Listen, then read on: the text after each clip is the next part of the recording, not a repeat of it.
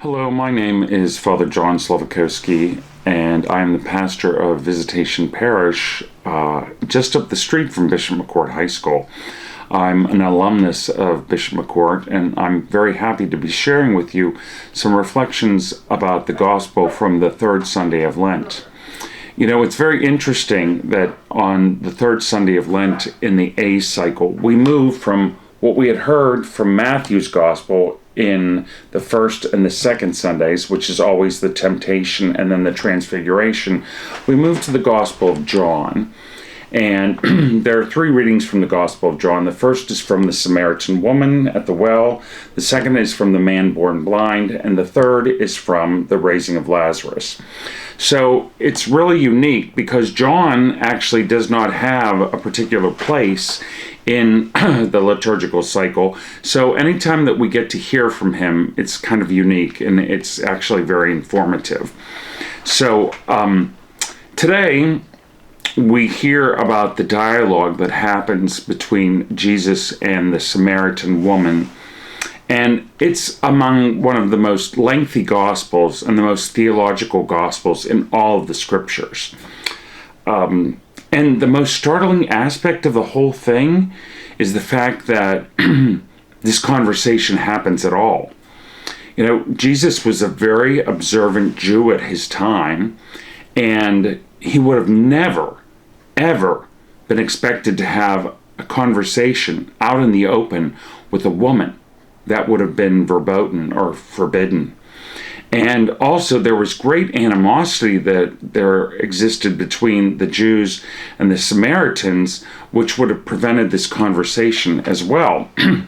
And the woman actually alludes to this if we listen to the gospel text, because she says, "How can you, a Jew, ask me, a woman, for a drink?" So Jesus is not only conversing with this woman, which is unbelievable, but he also wants to share the same vessel with her, which would have made him completely unclean. So this is a really, really bizarre undertaking, but it's very, very profound that Jesus would depart from Jewish law to have this conversation with her. And I think this initial conversation would be better understood if we would have known, or we would know, the importance of water in ancient Israel. You know, and at first this woman understands Jesus' comments about living water very literally. And when he promises her living water, she's very excited because she thinks, my God, I won't have to come back to this well ever again. You know, and why that would have been of such great importance to her was because most of the women in the Samaritan town would have come at the very beginning of the day in the morning when it was cool to get water. But John's gospel is very specific. She came at noontime, which was the hottest part of the day. So that's kind of a clue that she was an outcast in her society. And we come to learn why she was an outcast, because she has had several husbands. And so, you know, the other women would not have wanted to associate with her. And, you know, being outside of the community, Jew or Samaritan, was, you know, a very difficult position in which to be. And behind this conversation, you know, lies a lot of animosity and rivalry between the Jews and the Samaritans. You know, the Samaritans, they shared Jewish ancestry, but the Samaritans had intermarried with foreigners when the Assyrians had taken over their land. And so that put them on the outside. And they worshiped Yahweh, which made them have, you know, again, common themes in worship. However, they also worshipped other gods. So when it was time to rebuild the temple for Jerusalem, the Jews didn't want to have anything to do with the Samaritans. So they built their own temple on Mount Gerizim, which, when we read the gospel, we hear that that's the mountain on which this woman had spoken. You know, but like the Jews, the Samaritans did believe that the Messiah would come. And the high point of this conversation that Jesus has with this woman is the fact that he reveals himself as the Messiah. And he answers her questions about worship. And he says that there will come a time when they will all worship in spirit and truth, and they will come to be all together. The community will be one. So it's interesting. After this very short conversation, this woman becomes a disciple. And even though she's an outcast and she isn't a Jew, she returns to her town in order to bring other people to Jesus, and she wonders whether she has really found the Messiah. She searches deep into her heart because that's what she wants, because she knows the Messiah will bring her peace.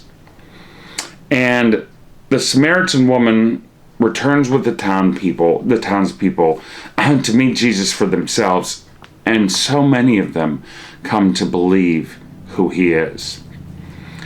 And I think that there's a threefold significance to this particular gospel. And the first is personal. This woman comes to believe that Jesus is the Messiah, and he knows that she's a sinner, 5 husbands, but he speaks with her just the same, as if she were anyone else, because he loves her. And the second is social. Having known that Jesus is the Messiah, the Samaritan woman, she becomes an evangelist of her own right, going to her townspeople to bring them to Jesus. And the third level, I think, of the story is kind of educational. Jesus uses this encounter with the Samaritan woman to teach of God's ultimate mercy, that it knows no bounds, no limits. No one is outside of that realm. And the disciples who had gone shopping, when Jesus had gone to the well to speak with this woman, they look at him and they're thinking, why are you talking with this woman? And she's a Samaritan as well. But at that moment, I think they come to understand, that this conversation with the Samaritan woman and with the townspeople, it's a kind of foretaste of the community that Jesus wants to develop and will develop as being the Messiah. So, I guess my question for you today is, how many Samaritan women at the well are there at Bishop McCord High School? How many students walk around aimlessly with no persons or no groups to call their own? It's so easy to get into cliques and to be like people who stroke our own egos. Can we be Christ-like and reach out to someone who doesn't fit the mold? Can we reach out those persons who aren't all that and who aren't stellar? Well, I think as part of our Lenten conversion, we're called to do that today. And if we can't do that, why are we here in the first place?